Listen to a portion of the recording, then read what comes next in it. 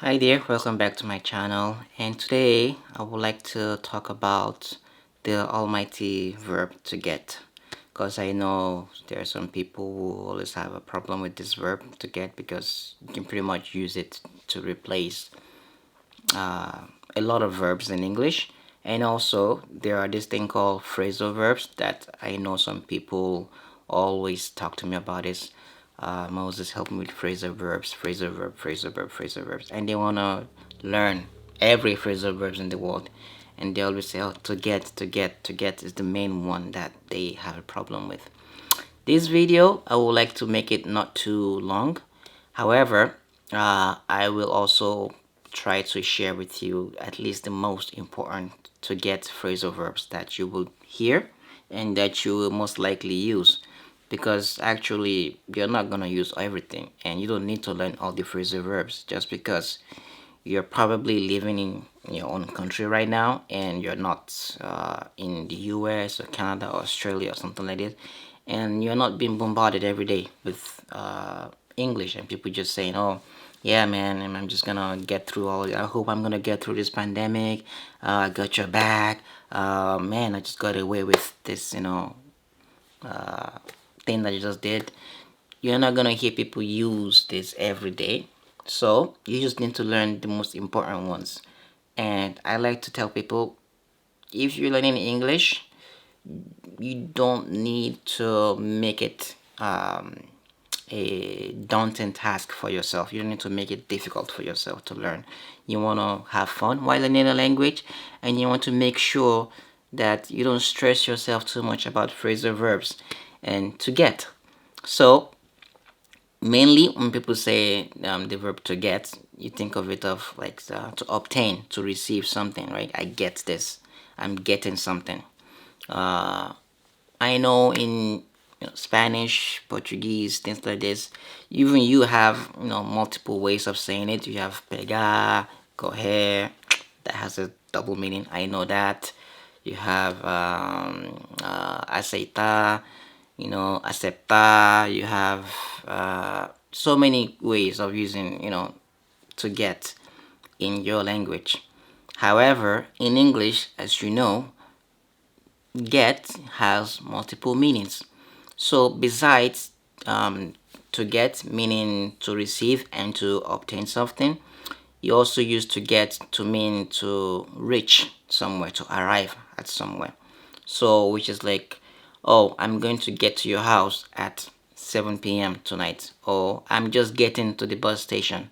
So you're just arriving, which is llegar or chegar in your language or whatever language you speak. Arrive is another way to use to get, and also to get in with ing in the gerund form, getting. So it means to become. So we use get a lot in this context. So you're more likely to hear, I'm getting old, or I'm getting tired, or I'm getting sleepy, instead of I'm becoming sleepy, or I'm becoming old. I mean, you might hear I'm becoming old in movies, but I'm getting old, I'm getting tired. If you want to talk about something like a change in your state or in your life. So you're getting hungry, you're getting excited, you're getting sleepy, like I said, you are getting older, you're getting richer, you're getting poorer, getting. So this is just one of the few ways or the few examples of get, and these are the ones that you're actually gonna hear. So when it comes to get, like I'm getting a book, or I am getting a bus, or I am getting a present. Also, I am getting somewhere, to arriving at somewhere. You're arriving at a location. This is one of the other main contexts where we use the verb to get. Another one which has to do with to get is when it comes to something that you have to do. Like instead of saying I have to watch this video or I have to do the laundry, you can say I got to. However, in American English, you would say I gotta do the laundry, I gotta watch this movie, I gotta do my homework, I gotta talk to my girlfriend, I gotta call my dad, things like this. I got to, instead of I have to call my dad, I have to watch this show, I have to listen to this new song by Ed Sheeran or whatever. I have to listen to this, I have to do that. You can say I got to do something. I got to make bread. I got to. This is also one of the common ways or the common scenarios, the common context where you're gonna hear the word to get. So to get is when you have to do something. In your language, it will be tengo or tener que something, tener or uh, ter que something, right? Portuguese, like I have to, tengo que estudiar, right? I have to study. You can say I gotta study. I got to study instead of I have to study.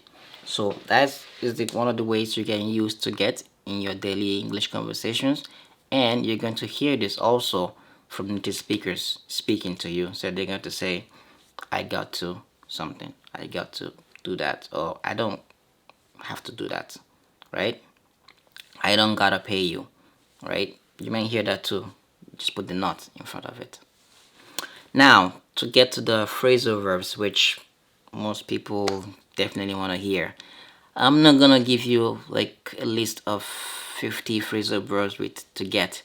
However, I will just name at least the top 4 or 5 that for sure you're going to hear people say, which is the most common ones. Is to get means to understand somebody. So if I get you, it means I understand you. You get me?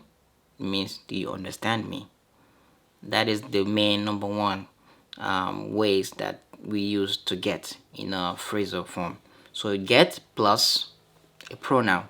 I get you, I get me, I get them, I get, I get us. I understand. It means I understand you, I understand him.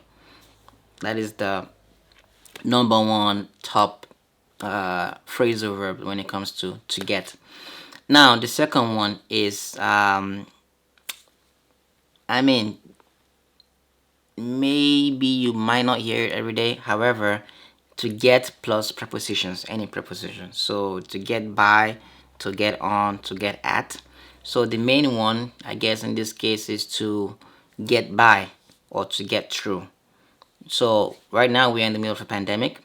So you want to say to get through something is to overcome something or to at least survive something. So I'm getting by. If I say I am getting by, that means I am surviving. I am making it through. I am getting through something. So you might hear people say this because the situation that we're in right now. This might be a phrasal verb that you hear and you're thinking, what does it mean or how can I use it? So I'm getting by this crazy, teacher or this crazy class that I don't want to take. So you're overcoming it or you're surviving it. That is another way of using the verb to get. Now, the other one is to get over. It's, oh, get over it. Get over yourself. To get over is to also mean to overcome something or to move on from something.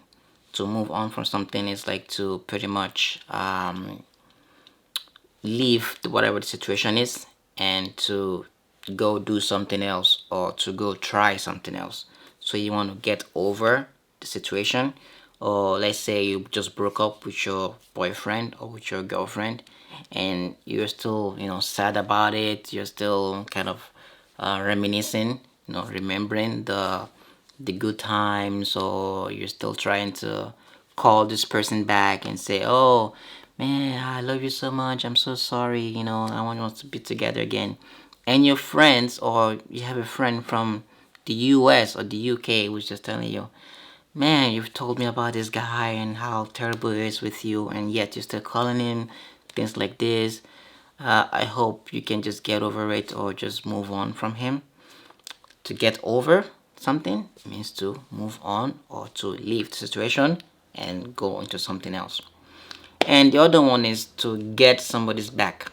So to support somebody. So I got your back, he got my back, she got his back. It means you support that person, or you're pretty much you agree with that person in a way, or at least another way you can think of it is that you are um, supporting the person. Pretty much support, you support the person, or you're backing the person, right? To get the person's back, you're backing them. You're saying that yes, you can do this, and you believe in that in that someone, that friend of yours. You believe in them that yes, you can do this, you can pass this exam, you can do this task, and you can get this job. So you got the person's back. To get your back, to get his back, to get my back means to support me and to be there for me. That is it. Now, the last thing I would like to say about this verb to get is to let you know that get has a lot of other phrasal verb. However, don't stress yourself about it. To get is not something that should be a burden when you're learning English. So if you don't know how to use to get in a sentence, just pick a different verb, right? So instead of, oh, I need to get to work, so I need to arrive, you know, to work. So you can just use arrive instead of, get. If you don't know how to use it, just pick a different verb. So you can always improvise when you want to speak English. Don't feel trapped because, man, I want to feel, I want to be super, advanced. Actually, try to focus on being understood. You want to make sure that the person you're talking to understands what you're saying, and they kind of get the overall idea of what you're trying to communicate with them. So pick a similar verb, or at least something that can pretty much show the person that okay, this is what you're trying to say, instead of using trying to force in get. So I hope this video was helpful, and if you're new, again, give it a thumbs up and subscribe. Thank you.